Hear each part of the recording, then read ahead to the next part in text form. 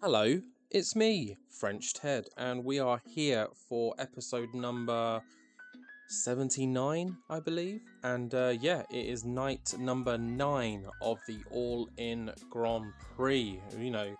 Just doesn't stop.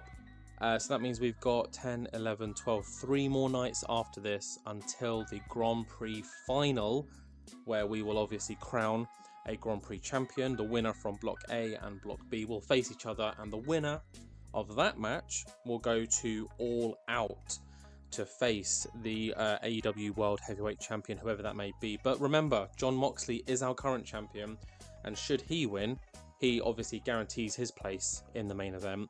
But should he remain champion until All Out, he will get to choose his opponent. So yeah, just thought I'd throw that in there just to, I think I put that in the first All In Grand Prix video. If not, sorry, you've only found out now. But yeah, here we are, night 9. I've got some big matches, so let's not waste any time. Let's get straight into it, because it's been a little while since I've recorded any All-In related stuff. So I remember that Walter's undefeated. Block A is kind of like Walter's block. I don't think anyone's going to catch up to him, let's be honest. Block B, though, is a little bit closer. You've got Kenny, Keith Lee, Jon Moxley's up there, Pac's quite close. So yeah, anything can happen in that one. But as you know, as always, we start with our Grand Prix team of Renee Paquette, RJ City, and Paul White.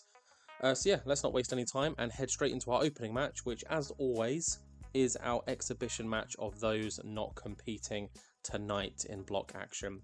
So let's see how that goes down. An 80, not bad. Not the best, but not bad. Some people are starting to suffer. So, for example, Roosh is heavily fatigued now. So, we're just going to have to push through. There's 3 more nights, Roosh. Just chill. But in a bout that had great wrestling and good heat, Drew Galloway, Keith Lee, and Juice Robinson, very interesting trio here, get the win over Nick Jackson, Prince Devitt, and Roosh, when Keith Lee pins Nick Jackson with the Spirit Bomb. Juice with a 79, which is really good from him. Keith Lee 93, Drew 89, Roosh, see, as I said, heavily fatigued with a 70, Prince Devitt with a 78, and Nick Jackson with an 88. Wow. I feel like with these numbers it probably should have been more than 80, but oh well. But that is the exhibition match out the way, so obviously these 6 men are not competing tonight, so you can kind of work out who is remaining. So let's head straight into the first block match, and it is Bryan Danielson taking on Jeff Cobb, and about that had superb wrestling, my favourite word, and great heat. Bryan Danielson defeats Jeff Cobb in just under 15 minutes with the running knee. So Bryan getting another win under his belt, starting to build that momentum. Bryan with a 93, Jeff Cobb with a 77, 84 overall. I probably would have thought this had done a little bit better, but hey ho, it's fine. The general consensus for these AEW shows now, whether it's an event or a TV show, we want them over 83, 84 now, because that's kind of our rough rating in the US now. So yeah, as long as we can keep above that, it's all good. But Bryan Danielson getting the win, Jeff Cobb unfortunately not. Let's continue with the show. But before that, we do have a little backstage interview with Renee Paquette as she talks to Hangman Page. Hangman Page and Bandido, both competing tonight. They do have a guaranteed World Tag Team Championship match in the future against the Golden Lovers, Kenny Omega and Kota Ibushi. And our main event tonight is one half of those teams taking on each other in Hangman Adam Page and Kenny Omega.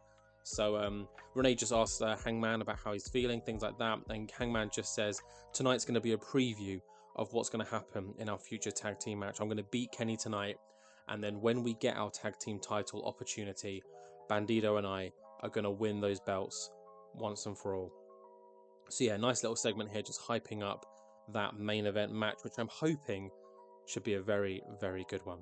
So let's continue with our next match, which is Bandido taking on Darby Allin. And in a bout that had good wrestling and a decent reaction from the crowd, it's Darby Allin that gets the win in 16 minutes against Bandido with the coffin drop. But during the match, Sting was ringside and distracted Bandido, allowing for Darby Allin to get the advantage and get the win.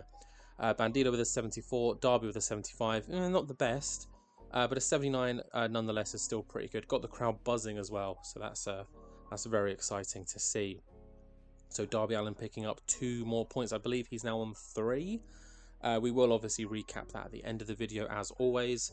But yeah, let's keep going. There we go. Now we've got a match that's actually, the ratings we want to see. It suffered with the lack of selling, so imagine what it could be. Will Ospreay, you're holding yourself back with the lack of selling. But CM Punk, of course, filling in for Jay White, who's injured. Bout that had superb wrestling. It is Will Ospreay who drew with CM Punk. They hit the 20-minute time limit, meaning that they share 1 point apiece in this match. CM Punk unable to overcome Will Ospreay, and Will Ospreay unable to overcome the Bullet Club leader, CM Punk. Ospreay with an 89, Punk with a 95. Wow. Punk's got a hot new move as well. Amazing. And an 87 overall. If only there was more selling. What could have this been? A 93, I'd say, maybe? But either way, they share the points, 1 point each. Moving on, we have we have a post-match segment here where Ospreay offers a handshake to CM Punk. Sign of respect. We went the 20 minutes. Yeah, big up us. And Punk just kicks away Will Ospreay's hand and leaves the ring. Clearly, a bit pissed off that he couldn't get the win against Will Ospreay. So, a little bit of a lack of sportsmanship there from CM Punk, and a lot of sportsmanship from Will Ospreay, so that's very nice to see. But we do continue with more Grand Prix matches, and this time it's Zack Sabre Jr. taking on Miro. And in a bout that had superb wrestling and a decent reaction from the crowd, it is Zack Sabre Jr. that gets the win. He makes Miro tap with a Barry from EastEnders. Probably one of the best names for a move in, wrestling history.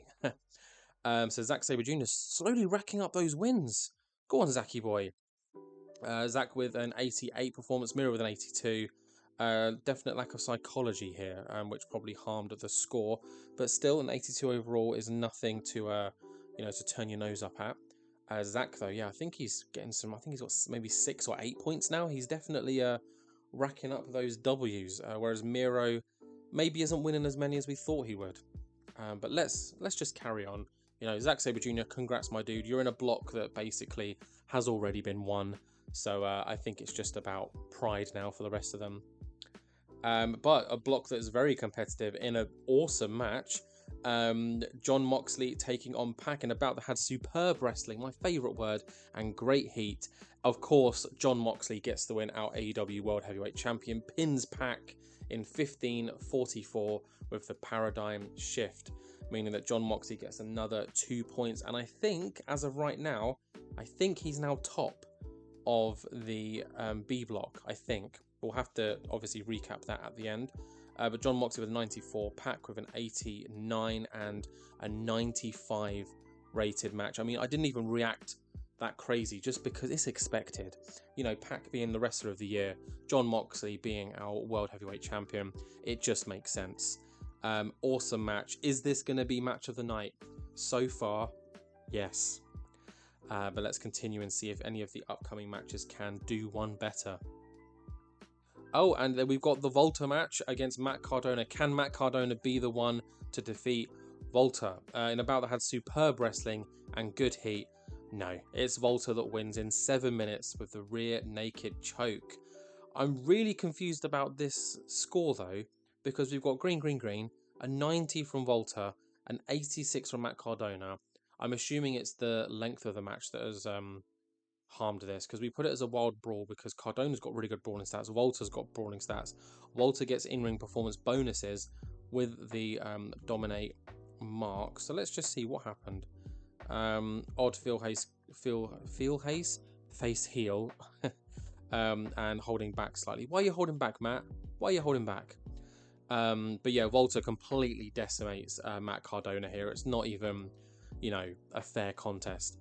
Post-match, MJF just crawls into the ring, puts Matt Cardona on his shoulders because Cardona's out for the count, and MJF and Steph DeLanda just help carry him out back. Cardona just completely out of it and really selling the the beatdown that he took from Volta.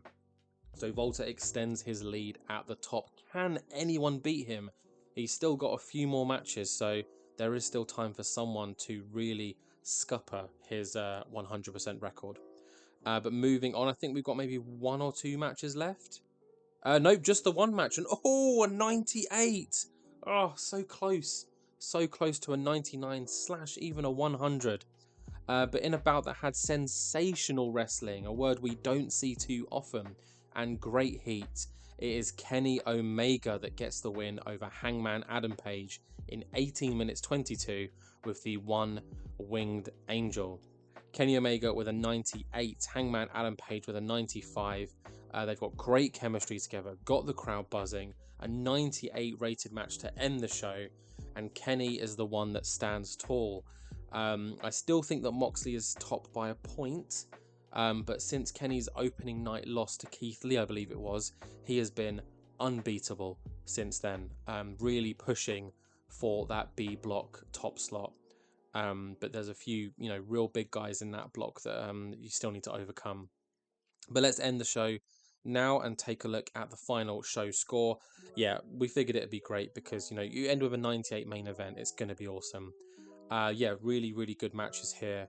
The opening match was a bit okay. Bryan and Jeff Cobb should have been better. Darby Bandido was fine. Ospreay and CM Punk and their time limit draw. I wonder what would have happened if someone had won. Zack Sabre Jr. really starting to, get into his stride now. Jon Moxley should be proud. As should Zack of his fellow Combat Club member Jon Moxley, who got the win over Pac, someone who is very difficult to beat. And speaking of difficult to beat, we've got Volta completely destroying Matt Cardona. Something that I'm sure he's probably going to do to a fair few other people in the future.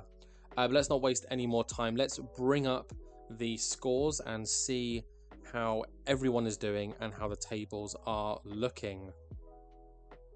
Okay, and here we have them in Block A after night 9. Walter is storming ahead, a clear 4 points at the top with 14 points. Drew Galloway remains in second with 10 points. Ospreay with 9 points after the draw with CM Punk. Zack Sabre Jr. jumping up with 8 points now. CM Punk on 7. Matt Cardona on 6. And then we've got Miro and Darby Allin on 3 points. And then sitting at the bottom is Juice Robinson and Bandido on 2. Bandido still yet to get a physical win because those 2 points, I believe, are from Juice Robinson's forfeiting. Jumping over to B block, it's a lot tighter at the top now. Moxley is currently number 1 with 13 points. Keith Lee and Kenny Omega are very close seconds with 12 points, so anything can change that. I believe Kenny and Jon Moxley still have to face each other, so there's that. And Keith Lee, of course, has been insane. Our international champion really, stepping up in this tournament. And then coming on just behind them is Pac and Bryan Danielson, both on 7 points. They did actually draw with each other, so that's why they're both on 7. And then we've got Cobb and Nick Jackson with 4, Roosh on 3, and Hangman Page really not doing very well so far with 2 points, although I feel like Hangman or Adam Page has gone through most of the big names, so hopefully he can maybe rack up some wins in the final couple of weeks. But I do think, we know that it's now too far away for him to win anything now. Looking at Block A, it seems like the only people that can maybe come out top now is either Drew or Walter. Providing Walter loses the rest of his matches and Drew wins the rest of his, I don't think Ospreay can catch up now because he'll need 6 points, and I think Ospreay's just got the 2 matches left of the last 3 weeks. I might be wrong. So there's every chance that Ospreay could be one of those people. And then, in Block B, it looks like it's a 3-horse race between Moxley, Keith Lee, and Kenny Omega. But that is it for this one, guys. The next episode is going to be Night 10. Of course it is. And then I think after that it is Dynamite because it's 2, 2, and then, So it should be Night 10, next episode. And then we've got our Dynamite. And I believe it's our final Dynamite, maybe? Or maybe not, before the All In Grand Prix final. I think I've given a few days rest because I think it's needed before the final. But yeah, that's it. I hope you guys are enjoying. We're near the end of the Grand Prix. It's been long. especially for me. It feels like this has been dragging on forever. So I hope you guys haven't minded it too much. Minded? That's the word. Minded it too much. So yeah, let's just leave it there. Thank you very much for watching. Please like, comment, subscribe, share, and I'll see you all in the next one.